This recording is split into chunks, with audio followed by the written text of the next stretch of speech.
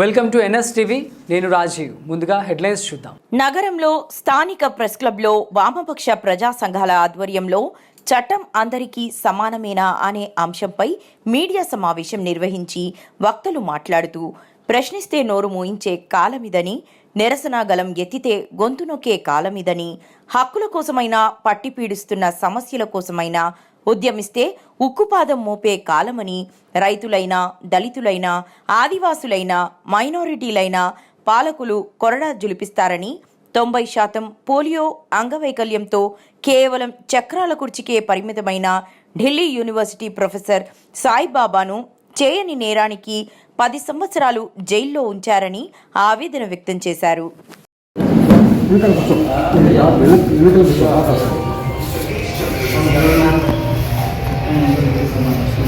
కొంచెం ఫోన్లు silent phone చేస్తే అంతే. 15వ తారీఖు ఆదివారం ఉదయం 10 గంటలకు హరిత హోటల్లో చట్టం అందరికీ సమానమేనా అనే అంశం మీద ఒక సదస్సు సమావేశం నిర్వహిస్తాం. దీనికి వామపక్ష ప్రజాతంత్ర సంఘాలు నిర్వహణ చేస్తున్నాయి. హైదరాబాద్ నుంచి ప్రముఖ ప్రొఫెసర్, పౌర హక్కుల నేత ప్రొఫెసర్ జి హరగోపాల్ గారు చేస్తున్నారు.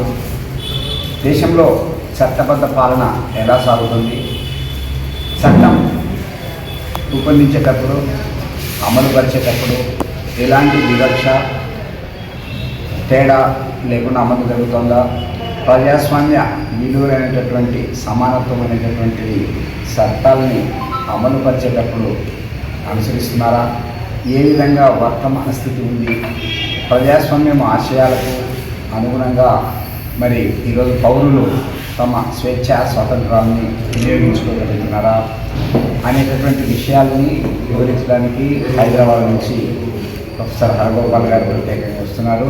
మరి దీనికి రావాల్సిందిగా, ఈ సదస్సుకు హాజరై దీన్ని విజయవంతం చేయాల్సిందిగా ప్రజాస్వామ్యవాదులు,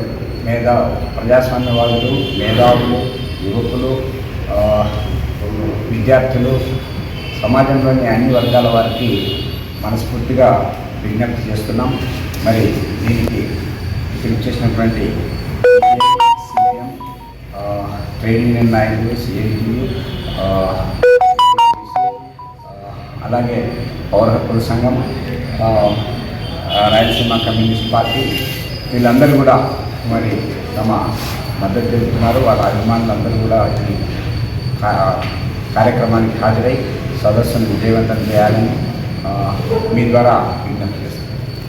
ఏర్పాటు చేస్తున్నాం. ప్రొఫెసర్ సాయిబాబా గారే ఒక సజీవ ఉదాహరణ. ఆయన ఉదంతనే ఆయన 90% వికలాంగుడైనప్పటికీ కూడా మరి ఆయనను నిర్ధారణ కానటువంటి నేరం ఆరోపించి 10 సంవత్సరాల కనీసం బెయిల్ కూడా నోచుకోకుండా తల్లి చనిపోతే ఆమెను చూడడానికి కూడా అవకాశం లేకుండా మరి చట్టం ఎంత కర్కశంగా వ్యవహరించిందనేటటువంటిది మీకు అందరికీ తెలుసు. మరి అలాంటప్పుడు నిరుపేదలు, ఆదివాసీలు, మరి చట్టం పట్ల ఏమాత్రం అవగాహన లేనటువంటి వాళ్ళు, వీళ్ళందరికీ ఏ విధంగా వస్తుంది, పేదలకు, సాధులకు న్యాయం నిజంగా ఆచరణలో అమలు జరుగుతుందా లేదా అనేటటువంటి విషయాలను చెప్పడానికి ఈ సదస్సు పెట్టారు. అనేటటువంటి ఇవ్వడంలో కానీ, విచారణ జరపడంలో కానీ, వేగవంతంగా ఒక విచారణను చేయడం కానీ, మరి దీన్ని చట్టాలు చేసేటటువంటి కార్యనిర్వాహక వర్గం కావచ్చు, అమలుపరిచే చట్టాలు చేసేటటువంటి పార్లమెంటు కావచ్చు, తర్వాత వాటిని అమలుపరిచేటటువంటి కార్యనిర్వాహక వర్గం కావచ్చు, దీన్ని అంతటినీ ప్రోత్సహిస్తూ పర్యవేక్షించాల్సినటువంటి న్యాయ వ్యవస్థ కావచ్చు, ఇవన్నీ చట్టంతో ముడిపడి ఉన్న విషయాలు. వీటన్నిటిని కూడా సమగ్రంగా విశదీకరించి పౌరులను ఈ పౌర హక్కుల పట్ల, అలాగే వాళ్లకు జీవన విధానానికి చట్టాన్ని అమలుపరిచి ప్రజల సంక్షేమాన్ని ఏ విధంగా సాధించుకోవాలనే దానికి అవగాహన, చైతన్యం కలిగించడానికి ఇక్కడికి ప్రొఫెసర్ హరగోపాల్ గారు వస్తారు. ప్రొఫెసర్ జిఎన్ సాయిబాబాను స్మరించుకుంటూ ఈ నెల 18న కడపలో 15న కడపలో జరిగేటటువంటి సదస్సును జయప్రదం చేయాలని, ఈ సదస్సుకు ప్రొఫెసర్ హరగోపాల్ గారు హాజరవుతున్నటువంటి నేపథ్యంలో ఈ సభకు జిల్లా వ్యాప్తంగా ఉన్నటువంటి అన్ని వర్గాలు, ప్రధానంగా ప్రజాస్వామికవాదులు, హక్కుల కోసం పోరాటం చేసేటటువంటి వాళ్ళు, స్వేచ్ఛ సమానత్వం కోసం పాటుపడేటువంటి వాళ్ళు, అన్ని వర్గాల ప్రజలు హాజరై జయప్రదం చేయాలని ఈ సందర్భంగా విజ్ఞప్తి చేస్తూ ఉన్నాం. ప్రధానంగా 10 సంవత్సరాల మోడీ పాలనలో గతంలో 10 సంవత్సరాల క్రితం చేసినటువంటి ఎన్నికల వాగ్దానాలు ఏవైతే ఉన్నాయో ఈ వాగ్దానాలు ఏ ఒక్కటి అమలు చేయకపోగా ప్రజలకు సంబంధించినటువంటి ప్రజా సమస్యలను పూర్తిగా పక్కన పెట్టేసి ప్రజల మధ్య వైషమ్యాలను రెచ్చగొట్టేటటువంటి దుర్మార్గపూరితమైనటువంటి చర్యలకు పాల్పడతా ఉంది. ప్రభుత్వ విధానాలను ప్రశ్నించినా, ప్రజల హక్కుల కోసం పోరాడినా, అణగారిన వర్గాలకు అండగా నిలబడినా, మైనార్టీలు సాగించే పోరాటాలకు సంఘీభావం తెలిపినా వాళ్ళపైన అసాంఘిక శక్తులుగాను, దేశద్రోహులుగాను, సంఘ విద్రోహ శక్తులుగాను ముద్ర వేసేటటువంటి దౌర్భాగ్య స్థితి నెలకొంటా ఉంది.